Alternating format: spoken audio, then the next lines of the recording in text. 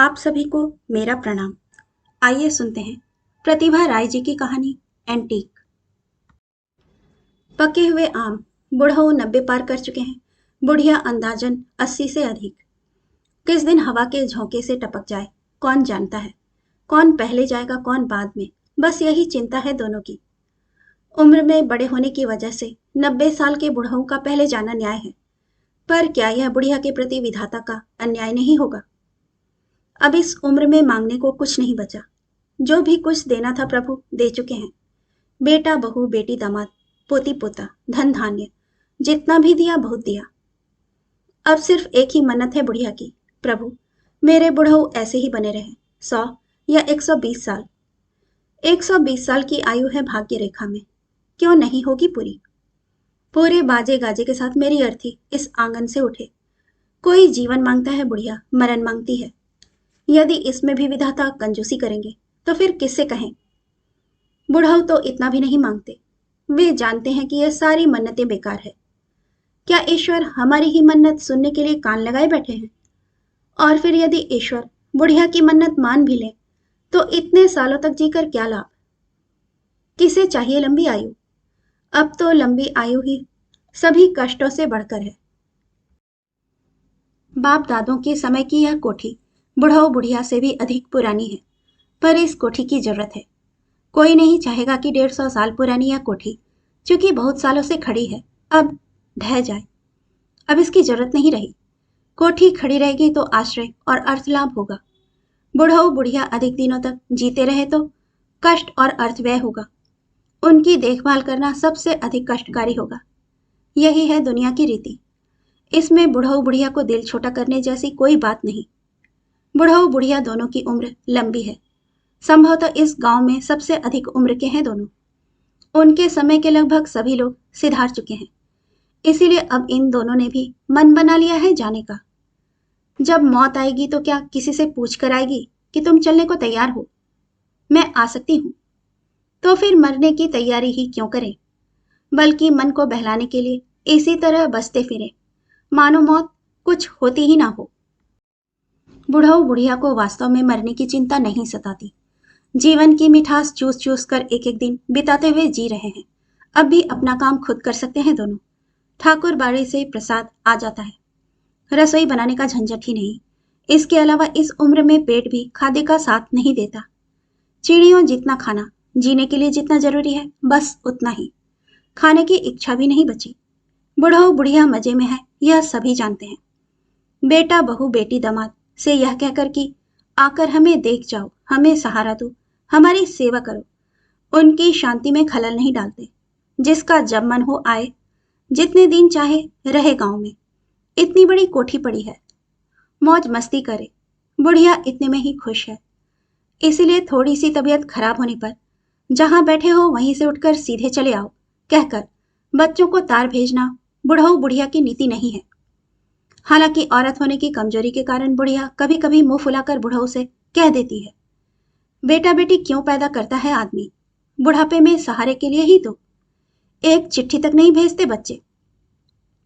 बुढ़ऊ तुरंत बात काटते हुए कहते, इंसान का सहारा इंसान नहीं होता, भगवान होता है। क्या बच्चे अपनी गृहस्थी ना संभाले।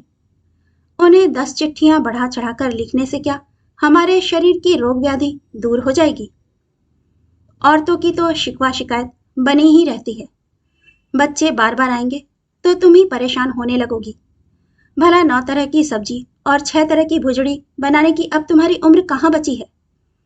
वे लोग जितना आते हैं उतना ही ठीक है। जानबूझकर नाहक मन खराब करना शायद औरतों का स्वभाव बन गया है। बुढ़ऊ की बातों से बुढ़िया का पोपला मुंह निश्चल हंसी से खुला रह जाता। वह जानती है यह बुढ़ऊ का गंभीर आरोप नहीं, उनका स्नेह है। कभी कभी अभिमान भरी बातें कहना मातृत्व और स्त्रीत्व को साबित करता है। बुढ़ऊ इसी बात को आरोप की ओट में साबित करते हैं। खानदानी जमींदार की कोठी है, अब जर्जर है। पर यह बात भी सच है कि समय इंसान के प्रति जितना निष्ठुर होता है, जड़ वस्तु के प्रति उतना नहीं होता। यह कोठी सही देखभाल के अभाव में 50 साल से भी अधिक समय से असुरक्षित हो गई है। लेकिन समय ने बुढ़ऊ बुढ़िया की देह से जितना रंग और चमक उतारी है, कोठी का उतना नहीं उतरा। कोठी देखने में बुढ़ऊ बुढ़िया से अधिक सुंदर और आकर्षक लगती है। बुढ़ऊ बुढ़िया की उम्र जितनी बढ़ती जा रही है वे उतने ही दयनीय दिखने लगे हैं, जबकि कोठी जितनी पुरानी होती जा रही है उतनी ही गरिमामय लगने लगी है। इस इलाके में उस कोठी की बड़ी ख्याति है। कोठी से जुड़ी एक ऐतिहासिक घटना, इसीलिए हर देखने वाले के मन में कौतूहल जगता है। बुढ़ऊ के पूर्वज से सूर्यास्त कानून के बल पर एक बंगवासी जमींदार जमींदारी पर कब्जा करके उस कोठी का मालिक बन बैठा। ओडिया राजमिस्त्री और मजदूरों की मेहनत से कोठी की नींव, दीवार और छत बहुत मजबूत बनी थी। यह ओडिया राजमिस्त्री की कन्नी का ही कमाल था। ओडिया इंजीनियर और राजमिस्त्री आज भी हैं, पर आज के आधुनिक भवन इस कोठी के आगे ऐसे लगते हैं मानो घुड़साल हो। उस कोठी के बाहरी हिस्से से अधिक आकर्षक और भव्य था भीतरी हिस्सा। भाषाई आधार पर ओडिया एक अलग राज्य हो जाने तथा ओडिया भाषा को उसकी स्वतंत्रता पुनः प्राप्त हो जाने के बाद ना जाने किस वजह से वह बंगवासी जमींदार अपनी जमीन और वह कोठी बेचकर स्वदेश लौट गया। पूर्व जमींदार के एक वंशज द्वारा सौभाग्यवश नीलामी में विजयी होकर पूर्वजों की कोठी पर पुनः कब्जा करने की किंवदंती प्रचलित है। पूर्वजों की बनाई कोठी पर पुनः कब्जा पाने के पीछे एक वंशीय स्वाभिमान था। इसीलिए उस कोठी और कोठी की एक एक चीज के साथ एक प्रतिष्ठित वंश की मर्यादा जुड़ी हुई थी। इसी वजह से उस कोठी की अनेक जीर्ण वस्तुओं को नीलाम करना, दान करना या कूड़े के ढेर में फेंक देना संभव नहीं हुआ। ढेरों टूटे फूटे बदरंगी मैले कुचले सामान लावारिस पड़े थे। कौन है जो उन्हें झाड़ पोंछ कर घिस मांझ कर सजा सवार कर रखेगा? जो चीजें कभी कोठी की शोभा बढ़ाया करती थी, वंश की स्वच्छंदता और ऐशो आराम को अभिव्यक्त किया करती थी, आज उन्हीं चीजों ने कोठी के भीतरी हिस्से को गंदे कूड़ेदान में तब्दील कर दिया है। आधुनिक और नवीनतम चीजों से सुसज्जित नव्य सभ्य परिवारों के घरों के आगे ये पुरानी जंगली चीजें घर की दीनता और घर वालों के पुराने ख्यालात प्रकट करती हैं। पर उपाय ही क्या था? जिसे जो समझना है समझे। बुढ़ऊ बुढ़िया में अब आर्थिक, मानसिक, शारीरिक ताकत नहीं बची आधुनिक चीजें खरीद कर घर सजाने के लिए। वंश के इतिहास का एक एक पन्ना है घर की एक एक चीज। इन्हें अस्वीकारने की आकांक्षा भी नहीं। उनका अपना शरीर आज जीर्ण पुरातन है, तो क्या किसी का मन खुद ही देह त्यागने को होता है? बुढ़ापे के शरीर में तरह तरह की असहनीय परेशानियां उपजती हैं, फिर भी उस शरीर को प्रिय वस्तु की तरह सहेज संवार कर रखना होता है। जबकि जंग लगी पुरानी चीजों तथा उन दिनों घर गृहस्थी में काम आने वाली चीजों से कोई परेशानी नहीं उपजती। बड़े निरअहंकार निर्मोही होते हैं ये सब। किसी दिन इस वंश के कितने कितने कामों में खुद को खपाया है, कितनी कितनी परेशानियां उठाई हैं इस वंश के लोगों की। आज ये चीजें अवांछित, अवहेलित और वर्जित हैं। धूल और मकड़ी के जालों से ढकी बेतरतीब पड़ी हैं, फिर भी उनकी कोई शिकायत नहीं है। तुम चाहो तो उन्हें बेच बाच कर खा जाओ, चाहो तो काम में ले लो और चाहो तो दान खैरात में उड़ा दो। तुम्हारी खुशी में आड़े नहीं आएंगे। इतने सालों में आदमी की कमर झुक गई, तरह तरह के रोग भोग से शक्तिहीन खोखली हो गई है देह। किंतु उन दिनों के खाट, पलंग, संदूक, अलमारी, बक्सा, हंडा, हांडी, गगरी, लोटा, पीकदानी, पनबट्टा, कजरौटा, सरौता, हेमदस्ता, दियादान, भगवान का खटोला, घड़ी घंट, दिया, चंदनदानी, फूल की टोकरी, पूजा थाल, सिंदूरदानी, शंख, करछुल, कटोरी, ग्लास, पंखा, चवर, कुर्सी, मेज और भी ना जाने कितनी चीजें, चकिया से लेकर ओखली और मूसल तक, आज भी इस परिवार की सेवा करने के लिए कमर कसकर तैयार हो जाएंगे। बाहर चबूतरे पर उस जमाने की पालकी और डोली बेकार पड़ी हैं, किंतु उन्होंने अपनी मर्यादा नहीं खोई। अब भी चाहने पर वर कन्या उसमें बैठकर बेधड़क ससुराल जा सकते हैं। कहारों की कमर में अब भी है उन दिनों की ताकत, पर उन्हें पूछता कौन है? गांव देहात में भी मोटर गाड़ियों में आने लगे हैं दूल्हे। जिनके पास पैसे नहीं हैं वे ऑटो रिक्शा या फिर रिक्शे में आते हैं। पालकी या डोली में बैठकर परेशान होंगे, इसीलिए नाक भौं सिकोड़ते हैं। मनुष्य का जीवन जड़ वस्तु से भी अधिक भंगुर, क्षणिक बुलबुले से भी हीन है। घर की सारी चीजें इस वंश की ना जाने कितनी पीढ़ियों के लोगों के स्पर्श और स्मृतियों को संजोए आज भी जीती जागती सी दिखाई देती हैं बुढ़ऊ बुढ़िया को। कान लगाकर सुनने पर उनके भीतर से सुनाई देती है हंसी, रुलाई, गीत, कहानी, तरह तरह के स्वरों में। तरह तरह से। उन्हें छूने से देह में, मन में उठने लगता है आनंद का सिहरन, दुख और दर्द का एहसास।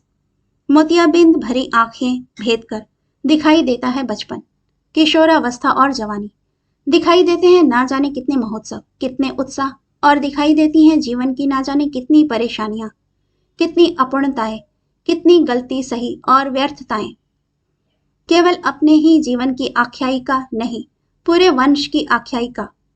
निस्संग घर लगने लगता है कोलाहलमय, परिपूर्ण।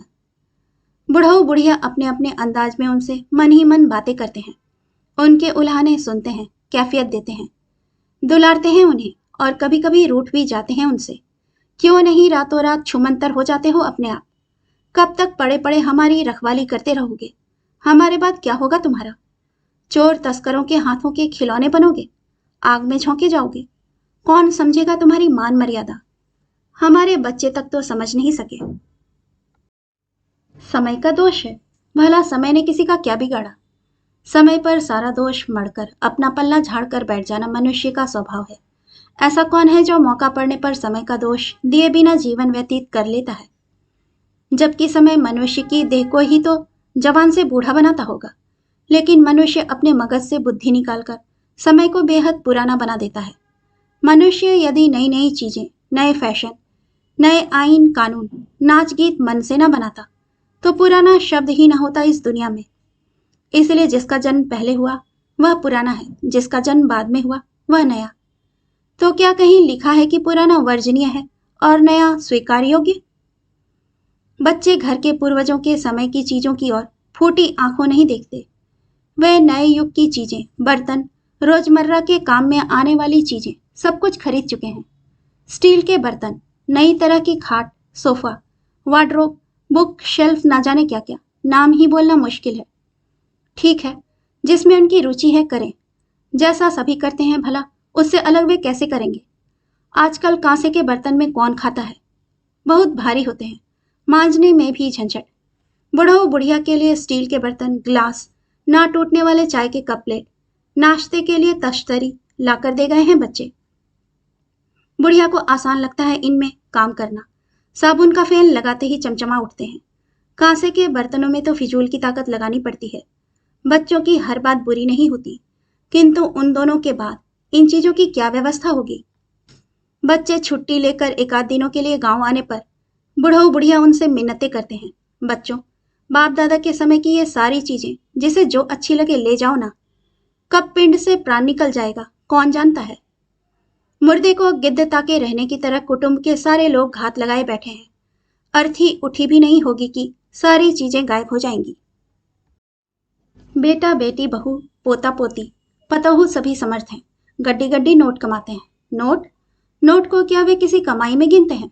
बेटा बहू पोता पोती, कोई डॉलर कमाता है तो कोई पाउंड, कोई फ्रैंक, तो कोई ना जाने क्या, मुंह में आता ही नहीं, मगज में घुसता ही नहीं बनाम। रुपयों में हिसाब लगाने पर सिर चकरा जाता है। इतने पैसे वाकई कमाते हैं या यूं ही मजाक करते हैं? पोता कहता है, अरे दादी, गड्डी की गड्डी नोटों की कमाई भी भला कोई कमाई है? भर भर बैंक डॉलर पाउंड। खैर छोड़, तू तो बूढ़ी हो चुकी है, ये बातें तो दादाजी तक के सिर में नहीं घुसती। यदि सचमुच उनकी इतनी कमाई है तो फिर उन्हें किस चीज की कमी होगी कि वे कांसे की गगरी, कुंड, हंडा ढोकर ले जाने को बेताब होंगे? क्या मोल है इन पुरानी चीजों का? तो क्या सब कुछ पैसों से तौला जाता है? बेटा बेटी, बहू, पोता पोती, पतोहू सभी समर्थ हैं, गड्डी गड्डी नोट कमाते हैं। नोट नोट को क्या वे किसी कमाई में गिनते हैं? बेटा बहू पोता पोती, कोई डॉलर कमाता है तो कोई पाउंड, कोई फ्रैंक, तो कोई ना जाने क्या, मुंह में आता ही नहीं, मगज में घुसता ही नहीं वह नाम। रुपयों में हिसाब लगाने पर सिर चकरा जाता है। इतने पैसे वाकई कमाते हैं या यूं ही मजाक करते हैं? पोता कहता है, अरे दादी, गड्डी की गड्डी नोटों की कमाई भी भला कोई कमाई है? भर भर बैंक डॉलर पाउंड। खैर छोड़, तू तो बूढ़ी हो चुकी है, ये बातें तो दादाजी तक के सिर में नहीं घुसती। यदि सचमुच उनकी इतनी कमाई है तो फिर उन्हें किस चीज की कमी होगी कि वे कांसे की गगरी, कुंड, हंडा ढोकर ले जाने को बेताब होंगे? क्या मोल है इन पुरानी चीजों का? तो क्या सब कुछ पैसों में तौला जाता है? जो चीजें बाप दादों 14 पुश्तों की याद दिलाती है, क्या उन्हें पैसों कौड़ी में तौला जा सकता है? इन खाट, पलंग, संदूक, कांसे के बर्तनों से जितना गहरा लगाव है, वह आंखों से भले ही ना दिखाई दे, मन को तो छूती ही है, टीस तो पैदा करती ही है, फिर मलहम भी लगा देते हैं कलेजे में। बच्चे कैसे समझेंगे ये बातें? वे तो 4-5 साल में मकान बदल लेते हैं, पुरानी चीजों को कूड़े के ढेर में फेंक कर नई चीजें खरीद लाते हैं। कितनी ही प्रिय क्यों ना हो, 5-7 साल में पुरानी चीजों को त्याग कर नई चीजें ले आने में जरा भी नहीं झिझकते। सिर्फ मकान ही नहीं बदलते, गाड़ी बदलते हैं, सोफा सेट, कुर्सी, टेबल, खाट, पलंग भी बदल देते हैं। अब तो सुना है पति पत्नी भी बदलकर नए सिरे से पति पत्नी बनाने लगे हैं। सौभाग्यवश बुढ़ऊ बुढ़िया के बच्चों ने बाकी सब कुछ बदला है, पर पति पत्नी नहीं बदले। इसके लिए बुढ़ऊ बुढ़िया ईश्वर के प्रति कृतज्ञ हैं। लेकिन बुढ़ऊ बुढ़िया ने जिंदगी में जिसे एक बार पकड़ा है, उसे अपने जीवन का एक अभिन्न अंग बना लिया। उन दिनों का वह नक्काशी भरा शीशम का पलंग निश्चिंत पड़ा है। संदूक जो जहां थे वहीं रखे हैं। उन दिनों की पालकी डोली इन दिनों काम न आने पर भी ऊंचे चबूतरे पर रखे हैं। बेकार होने पर भी गोबाड़े की दीवार से उसी तरह टिके हुए हैं बैलगाड़ी के 2 पहिए। बच्चे उन्हें फेंकने को नहीं कह पाते, उन्हें मालूम है कि इससे बुढ़ऊ बुढ़िया के मन को ठेस पहुंचेगी। पड़े रहें वे सब उसी तरह अपनी अपनी जगह, बाद में देखा जाएगा, ऐसे ख्याल हैं बच्चों के। किंतु पिछले कुछ दिनों से बुढ़ऊ बुढ़िया को जितना नहीं था, उससे कहीं अधिक आग्रह बच्चों में पुरानी चीजों के प्रति बढ़ा था। पहले पोती ने बुढ़िया की काले धागे में गुथी हर्र की माला लेकर पहन ली। बोली, आजकल ऐसे माला की मांग काफी बढ़ गई है, ले जाने दो। क्या करेगी बुढ़िया उसका? पतोहू ने बुढ़िया के मगरमच्छी कनपासे ले लिए। इस तरह एक एक करके बुढ़िया के पाजेब, कंगन, झुमके, चंद्रहार सब जा चुके हैं। ठीक ही है, चोर ले गए होते, बच्चों ने ले लिए। कभी बुढ़िया का सिलवटदार ब्लाउज देखकर बहू पतोहू सभी मजाक उड़ाया करते थे। अब कहते हैं फिर से वही फैशन लौट आया है। बुढ़िया के सिलवटदार सिल्क के कई ब्लाउज, साड़ियां भी बच्चे बड़े चाव से ले गए। एक दिन पोती को ना जाने क्या सूझा कि उसने पीतल की पीकदानी उठा ली। उस दिन बुढ़िया ने खूब रगड़ रगड़ कर पीकदानी को सोने की तरह मांजा था। बुढ़ऊ को दिन रात जरूरत पड़ती है। बुढ़ऊ जहां भी अकड़ू बनकर बैठे होंगे, उनके हाथ के पास बेंत की तरह पनकुटनी और कमंडल की तरह पीकदानी जरूर रखी होगी। पंजरे में जर्जर जीवन नाटिका धक धक करके अनवरत चलते रहने की तरह बुढ़ऊ की पतली शिराओं भरे हाथ से पान कूटना अनवरत टुक टुक चलता रहता है। बुढ़ऊ का पोपला मुंह उसके साथ ताल मिलाकर पान पकवाता रहता है और पीकदानी का कच्चा मुख पान के पीक से लाल होकर पक जाता है। बुढ़िया ने अरे अरे कहकर पोती को मना किया। छी छी, पीकदानी क्यों उठा ली गोद में? फूलदान बनाऊंगी दादी, आजकल ऐसे ही फूलदान की हवा चली है। क्या सचमुच? तो फिर दादाजी पीक किस में डालेंगे? इतने बर्तन पड़े तो हैं कांसे और पीतल के। आंगन पोतने वाला गोबर का कपड़ा जिस डिब्बे में रखती हो, उसे मांझ पोंछ कर पीकदानी बना दो। चल ठीक है, अगर तुझे पीकदानी से इतना लगाव है तो हमें क्या फर्क पड़ता है, बुढ़िया ने कहा। अब बच्चे लगातार गांव आते और अपनी अपनी पसंद की चीजें साथ ले जाते। बड़े बड़े हंडे ढोले गए ना जाने कितनी दूर। क्या वहां शादी विवाह के लिए हंडा हांडी नहीं मिलते? बच्चे हंसने लगते हैं, कहते हैं विवाह के लिए अब हंडा हांडी में घर पर खाना नहीं बनाना पड़ता, बड़े बड़े होटल हैं, ऑर्डर देने से खाना पहुंच जाता है हजारों लोगों के लिए। ये हंडा बनेंगे बैठक खाने की साज सजावट। हंडा के ऊपर पीतल का बड़ा परात रख देने से गोल टेबल के काम आता है। उस पर सजाए जाएंगे पुराने समय की चिड़िया जैसी ढिबरी, पानदानी, सरौता, गजरौटा, एड़ी घिसने का पत्थर, सूंगनी की डिबिया। आजकल पुरानी चीजों के प्रति आकर्षण, आदर बढ़ा है। गगरी कुंड, यहाँ तक कि पान का बटुआ, रत्ती के पत्तों से बना पंखा, जिसे जो चाहिए अपनी मर्जी से ले गया। बुढ़ऊ बुढ़िया ने जैसा कभी चाहा था वह सब होते देख खुश थे। सिर्फ वह खाली घर उन्हें काटने को दौड़ता है। बड़ा सूना सूना लगता है। अलमारी, संदूक, पेटी, बक्से भी शहर स्थानांतरित हो चुके हैं। ओड़िया घर के चूल्हे से लेकर छप्पर तक, कपड़ों की सिलवटों से लेकर जूड़ा बांधने तथा पुए पकवान बनाने से लेकर दीवार पोतने तक सब में खिल उठती है कलाकारी। पर धीरे धीरे मरती खपती जा रही है वह कला। नए नए फैशन पुरानी कलाओं को निगलने के लिए मुंह खोले खड़े हैं। उन्हीं अधमरी जीर्ण पूर्वजों के समय की कलाकृतियों के प्रति विश्वव्यापी दिलचस्पी दिनों दिन घटने लगी है। इसलिए पुरानी कलाओं के संरक्षण के लिए विद्वान तत्पर हो उठे। अब वे पुरानी चीजें बैठक खाने की शोभावर्धन सामग्री के रूप में तब्दील होने लगी हैं। जिसके घर में जितनी पुरानी चीजें हैं, उसकी बुनियाद उतनी ही मजबूत और रुचि उतनी संपन्न है, यह माना जाने लगा है। इसीलिए नए सभ्य लोग अपनी बुनियाद मजबूत करने के लिए पुरानी चीजें एकत्र करने लगे हैं। पुरानी चीजें इस समय दर्शनीय वस्तु होने के कारण विदेशी बाजारों में उनकी कीमत भी अधिक है। पुरानी चीजों के प्रति मोह का क्या कहना। बुढ़ऊ बुढ़िया बहुत खुश हैं। उनके खानदान की पुरानी चीजों के प्रति दिलचस्पी और सम्मान बढ़ने के साथ साथ बुढ़ऊ बुढ़िया का आदर और सम्मान भी बढ़ा है। घर में चहल पहल बढ़ी है। पहले 5 साल 3 साल में गांव आते थे बच्चे, अब साल में 2 बार आते हैं। अपने साथ शिक्षित देशी विदेशी मित्रों को लाते हैं, गांव द्वार घुमाते हैं, अपना पुराना बदरंग अस्त व्यस्त घर द्वार दिखाते हैं। वे लोग इस पुरानी कोठी की दीवार किवाड़, चौखट, फर्श, कुठला, चूल्हा, पूजा घर सब देखते हैं। फोटो खींच कर ले जाते हैं, ना जाने क्या करते होंगे। बुढ़ऊ बुढ़िया के प्रति भी उनमें उत्सुकता होती है। तरह तरह के सवाल पूछते हैं उनसे।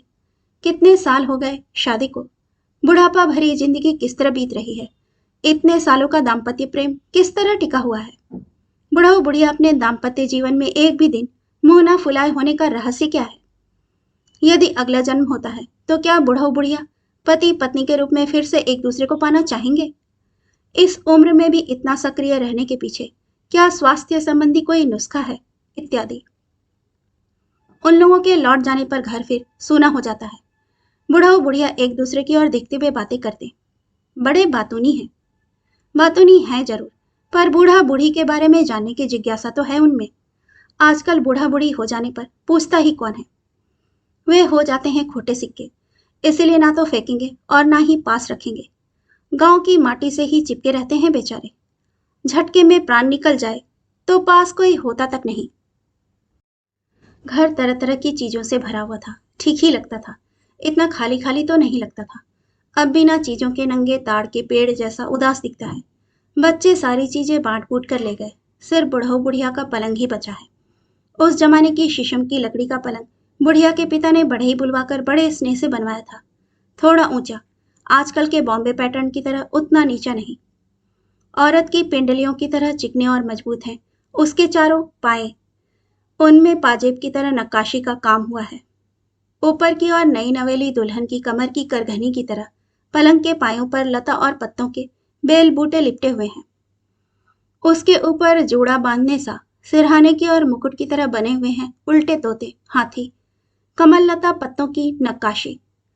बीच में सटा सटा कर साड़ियों की तरह रखे गए पटरों की कतार। चारों कोनों में चिकने मोटी मोटी 4 गोल बाहें उठी हुई हैं, आलस तोड़ने की मुद्रा में।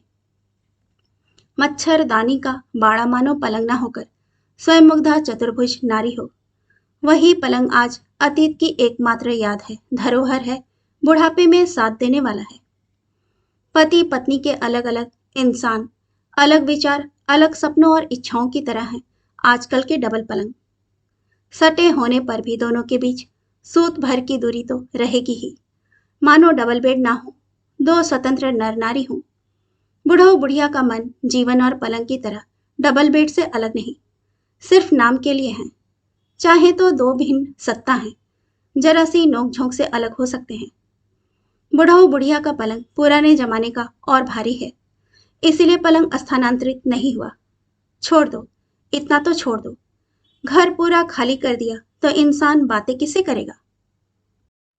यदि बुढ़ऊ बुढ़िया यह बात किसी से कहेंगे तो लोग उनका मजाक उड़ाएंगे। भला खाट पलंग भी किसी से बात करेंगे, क्या उनमें जान होती है। ऐसे सवालों का बुढ़ऊ बुढ़िया कोई जवाब नहीं दे पाएंगे, पर अपने एहसास को भला कोई कैसे रोक सकता है। खाट पलंग घर की चीजें, यह पुरानी कोठी, खिड़की के उस ओर वही कांचन का पुराना पेड़, उससे थोड़ी दूरी पर आम के पेड़ से लिपटकर लाड़ करती वही महकती मालती लता, तुलसी चौरे में जलते जलते बुझी संझा बाती की महक, रसोई के आले में गोबर पोतने के कपड़े की छाप के नीचे पीढ़ी दर पीढ़ी से ढिबरी की परत पर परत कालिख, और फिर सोहर की दीवार से उत्सुकता से झांकती सोहर की कौड़ियां, काले काले दाग लिए घर के संस्कारों के प्रति सतर्क करती कन्नी, ताड़ पत्र की पोथी। ये सभी बातें नहीं करते। यह और कोई भले ही विश्वास कर ले, पर बुढ़ऊ बुढ़िया कभी विश्वास नहीं करेंगे। इनके साथ ना बतियाते होते तो क्या बुढ़ऊ बुढ़िया आज तक जिंदा रह सकते थे? इस पलंग के बारे में ही एक बार सोच कर देखो। गुनगुना कर यादों को कुरेद कुरेद कर ना जाने कितनी ही बातें यह कहता है। उसने देखे हैं बूढ़ा बूढ़ी की जवानी बुढ़ापा, सुख दुख, मिलन विरह, गुस्सा, आंसू, खुशी, राग वैराग। उसने सहे हैं बच्चों की उद्दंडता, मलमूत्र, ना जाने कितना कुछ। परत दर परत कथरी कंबल भेद कर पलंग के पट्टों ने पिए हैं बच्चों के हांडी पेशाब। क्या उसने कभी विरोध किया? अब भी नाक लगाने से पट्टे के तंतुओं से मुतही गंध निकल आएगी, पर क्या पलंग ने कभी बच्चों को दुत्कारा है? फिर सांझ को खिले अंजुली भर बेला के फूल लाकर बुढ़ऊ सेज पर बिखेर देते तो उसकी महक भर जाती पूरे पलंग में। बच्चों की शरारत वह दिल से नहीं लगाता, पर धमा चौकड़ी मचाते समय बच्चों का कई बार पलंग से गिर जाना बच्चों का दोष है या फिर मां की लापरवाही। बुढ़िया को साफ साफ याद है कि कौन सा बच्चा कितनी बार पलंग से गिरा है, किसका तालू कटा है, किसके होंठ में दांत घुस गए हैं। भला इसमें पलंग का क्या दोष? पलंग से गिरे बिना, होंठ कटे बिना किस बच्चे की देह मजबूत हुई है? पलंग पर अपने जीर्ण शरीर को लिटा देने से कुछ न कुछ जरूर सुनाई देता है, दिखाई देता है। किंतु अब पलंग कुछ ऊंचा हो गया है, इसमें भी पलंग का कोई दोष नहीं। बुढ़ऊ बुढ़िया कुछ झुक जाने की वजह से पलंग के कुछ ऊंचा हो जाने में भी किसी का कोई दोष नहीं। सारी चीजें नियम से चल रही हैं। बुढ़ऊ बुढ़िया पलंग के नीचे दो पीढ़े डालकर आसानी से चढ़ जाते हैं। पलंग पर लेटते ही सारा सूनापन दूर हो जाता है। स्मृतियां केली करने लगती हैं चारों ओर। उम्र बढ़ने पर नींद कम हो जाती है। मोतियाबिंद भरी आंखों से धुंधली धुंधली छत को, दीवारों को, पलंग के घेरे को देखने से पिछले सुख दुख साफ साफ दिखने लगते हैं। किसी दिन इसी पलंग पर आगे पीछे प्राण त्यागेंगे दोनों। उसके लिए तन मन सब तैयार हैं। वे जानते हैं चिता में दोनों जल जाएंगे। यह पलंग यूं ही लावारिस पड़ा रह जाएगा इस जीर्ण कोठी में। क्या याद नहीं करेगा यह हमें मन ही मन? कभी कभी मन उदास हो जाता है पलंग के लिए। बुढ़िया बैठे बैठे सहलाती रहती है पलंग को और पुरखा हाथों से स्मृतियों की पूंजी गिनती रहती है। पिछली बार जब बच्चे आए थे, पलंग की खूब तारीफ की थी। इस सिंगल सिरहानेदार पलंग की मांग फिर बढ़ने लगी है। अब सीधे सादे डबल बेड का प्रचलन अधिक नहीं रहा। पुराने ढांचे के सिंगल पलंग की बिक्री इन दिनों अधिक है। बच्चे कह रहे थे कि नए कारीगर ऐसा पलंग नहीं बना पा रहे हैं। पलंग बनाना अब पूर्वजों जैसा पेशा नहीं रहा। जिसने चाहा लकीर के फकीर की तरह लोगों के कहे अनुसार पलंग बना दिया। यह हुआ व्यापार, खानदानी पेशा नहीं। इसलिए अपना मन चैतन्य लगाकर अपने समय के अनुसार पलंग बनाने की फुर्सत किसे है? खरीदार भी हड़बड़ी में रहते हैं। एक पलंग के लिए 6 साल कौन इंतजार करेगा? कच्चे हाथ, कच्चा काम, खानदानी काम कहाँ से उभरेगा? और फिर बच्चे भी कह रहे थे कि यह पलंग अब एंटीक है, यानी पुरानी और दुर्लभ वस्तुओं के प्रति सम्मान बढ़ा है। यही समझाया था पतोहू ने। बुढ़िया की छाती फूल उठी थी। अपने पिता को याद करते हुए कहा था, मेरे पिताजी ने जैसा चाहा था बढ़ई ने ठीक वैसा ही नक्शा उतारा। शादी से 5 साल पहले ही पिताजी ने पलंग बनवाने की योजना शुरू कर दी थी। अच्छी लकड़ी ढूंढने में ही गुजर गए साल 2 साल। पिताजी की रुचि और उनका मिजाज जैसा था, पलंग भी बना ठीक वैसा ही। बुढ़िया अपने पिता को याद करके थोड़ी सिसक उठी। पोता पोती यह देख ठहाका मारकर हंसने लगे। बोले, तुम तो 80 पार कर चुकी हो दादी। तुम्हारे पिताजी क्या आज तक बैठे रहेंगे जो तुम रो रही हो? आजकल के बच्चे समय के साथ ताल मिलाकर बढ़ते चले जा रहे हैं। पीछे मुड़कर देखने के लिए पल भी नहीं रुकते। पुराने लोगों को अब आगे नहीं बढ़ना, सिर्फ पीछे मुड़ मुड़ कर ही देखते रहना है, जब तक कि स्मृतियां उभरती चली जाती हैं। जब से बच्चों ने पलंग को एंटीक कहा है, उसके प्रति बुढ़िया की माया ममता और बढ़ी है। बुढ़ऊ का भी ससुर के प्रति सम्मान बढ़ा है। यदि ससुर को मालूम होता कि उनकी रुचि से बना यह पलंग एक दिन इस युग के अंग्रेजी पढ़ने वाले, लाखों रुपए कमाने वाले, गाड़ी मोटर चढ़ने वाले, देश दुनिया घूमने वाले बच्चों द्वारा एंटीक की पदवी पाएगा तो बहुत खुश होते। सचमुच इतने दिनों तक कौन जिंदा रहता है, पर उनकी आत्मा तो समझती होगी। अब मौत लीलने को पीछे पड़ी है। अकेले मरना बड़ा कष्टदायी होता है। जी करता है बच्चे चारों ओर घेर कर बैठे होते और प्राण निकल जाते, पर बुढ़ऊ कहाँ जाएंगे? पहले बच्चे अपने साथ चलने को कहा करते थे, तब मेरा घर, मेरी चीजें, मेरा बाग बगीचा कहकर बुढ़ऊ बुढ़िया ने गांव की माटी नहीं छोड़ी। अब मकान खाली है, सिर्फ पलंग का मोह है। यदि इसे भी बच्चे ले जाते तो बुढ़ऊ बुढ़िया बच्चों के पास जाकर रहने लगते, पलंग पर लेटे लेटे आराम से मरते। पर अब तो बच्चे उस बारे में बात तक नहीं करते, शायद रूठे हुए हैं। इतनी बार तो बुला चुके हैं, अब क्यों बुलाएंगे? तो फिर पहले कौन जाएगा, कौन बाद में? जो बाद में जाएगा उसकी हालत अकेले मकान में क्या होगी? बुढ़ऊ बुढ़िया का ध्यान रखने वाले दंपत्ति भी अब बुढ़ा बुढ़ी है। एक दिन पोते ने मुस्कुराते हुए कहा था, तुम सभी एक एक एंटिक पीस हो। कहते हैं आजकल शहरों में कोई बुढ़ा बुढ़ी नहीं होते, किसी के दांत नहीं गिरते, बाल नहीं पकते, कोई बेंत लिए कुबड़ निकाले नहीं चलता, पोपला मुंह चलाते हुए अस्पष्ट बातें नहीं करते, आंख कान भी बूढ़े नहीं होते। सबके लिए आधुनिक नवीकरण व्यवस्था है। 80-90 साल के लोग सीधे होकर चलते हैं, लगते हैं युवक की तरह। उपयुक्त भोजन, चिकित्सा के बावजूद लोग वयस्क होंगे जरूर, परंतु बूढ़े नहीं होंगे, कुबड़े नहीं होंगे, चेहरे की चमड़ी नहीं लटकेगी। उसके लिए भी ऑपरेशन है। सारे बुढ़ा बुढ़ी कैसे लगते हैं देखने में। चलो, यह भी उत्तम होगा। एक आध बार कदम तो पड़ेंगे उनके गांव में। ना जाने कैसी हवा चली है एंटिक की इस समय। आंखों के सामने पत्थर की मूर्ति बनाते हैं, गड्ढा खोदकर गोबर पोत कर गाड़ देते हैं। विदेशियों के सामने उस मूर्ति को गड्ढे से निकालकर कहते हैं एंटिक। धड़ाधड़ पैसे गिरते हैं एंटिक के लिए। किंतु इस गांव में बुढ़ों बुढ़ियों को तो बच्चे जरूरत के मुताबिक हाथ खर्च नहीं देते। अच्छा खाना, उपयुक्त चिकित्सा और देखभाल के अभाव में तो मनुष्य एंटिक होने को ही बाध्य है।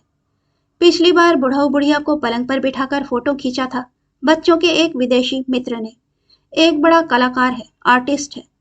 पलंग एंटिक है, बुढ़ा बुढ़ी एंटिक है। एंटिक पर बैठे हैं एंटिक। कहते हैं उस फोटो को मेडल मिला, हजारों रुपए की आय हुई उस एक ही फोटो से। सिर फिरे हैं सब, बुढ़ा बुढ़ी सुनकर हंसते। किंतु काफी दिनों से बच्चों ने बुढ़ऊ बुढ़िया को पलंग पर सोने से मना कर दिया है। यदि अंधेरे में गिर पड़े तो उस उम्र में हड्डी नहीं जुड़ती। बुढ़िया बच्चों की आशंका को हंसी में उड़ा देती, कहती, तुम लोग इस पलंग से ना जाने कितनी बार गिरे हो, तुम्हें तो कुछ भी नहीं हुआ, हमारा क्या हो जाएगा? बच्चों को जो आशंका थी वही हुआ। एक दिन बुढ़ऊ पलंग से गिर गए, चलना फिरना बंद हो गया। खबर पाते ही बच्चे आए। पलंग पर सोने से मना करने पर भी बात न मानने के कारण ऐसी हालत हुई है, कहकर बच्चे बहुत नाराज हुए। अब बुढ़ऊ बुढ़िया जमीन पर सोने लगे। वह पलंग मुंह बाए पड़ा रहा शून्य में। बच्चों ने इस बार अनुमति भी नहीं मांगी। पलंग को ट्रक में लाद कर शहर ले गए। यहाँ छोड़ने में खतरा है, इस बार बाल बाल बच गए, दोबारा गिरे तो प्राण नहीं बचेंगे। बुढ़ऊ बुढ़िया खामोश रहे, पर मन में एक उम्मीद जगी। वह पलंग ले जाने के बाद अगली बार शायद बुढ़ा बुढ़ी को साथ लिवा ले जाएं। एंटिक का सम्मान बच्चे जरूर करेंगे। लकड़ी के एंटिक का यदि इतना आदर करते हैं तो जीवित मनुष्य रूपी एंटिक का अनादर कैसे करेंगे? गांव छोड़कर, देहरी छोड़कर जाने का जी तो नहीं करता, किंतु बिना गए कोई चारा भी तो नहीं। बुढ़ऊ से कोई काम नहीं होता, बुढ़िया के भी हाथ पैर नहीं चलते। इस बार बच्चों ने साथ चलने को कहा तो जरूर जाएंगे। किंतु इस बीच गर्मी की 2-2 छुट्टियां बीत गईं। बच्चे आएंगे आएंगे कहकर भी नहीं आ सके।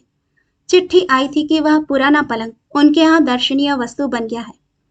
बुढ़िया ने बुढ़ऊ से पूछा, पुरानी चीजों से यदि इतना लगाव है तो हमें भी क्यों नहीं लिवा ले जाते अपने साथ? हम भी एंटिक या फैंटिक कुछ तो हैं। ले जाएंगे, जरूर ले जाएंगे। एंटिक की तरह दर्शनीय वस्तु बनाकर अपना अहंग दिखाने वाले इंसान नहीं। जो वाकई पुरानी वस्तु का सम्मान करते हैं वे अपने पास जरूर बुलाएंगे। धीरज धरो। बुढ़ऊ ने बुढ़िया को दिलासा दिया। अब ये कौन है? वही जो नए को पुराना तो बनाते हैं, पुराने को एंटीक नहीं, उसे नव कलेवर प्रदान करते हैं। चलो ठीक है, जब भी उनकी इच्छा हो ले जाएं, इसमें हमारा क्या वश? बुढ़िया ने अपने कांपते हुए दोनों हाथों को जोड़कर सिर से लगाया। कहानी सुनने के लिए आपका धन्यवाद। श्रोतागण, आपसे विनम्र अनुरोध है कि कृपया कहानी पसंद आए तो इसे लाइक और सब्सक्राइब जरूर कीजिएगा। धन्यवाद।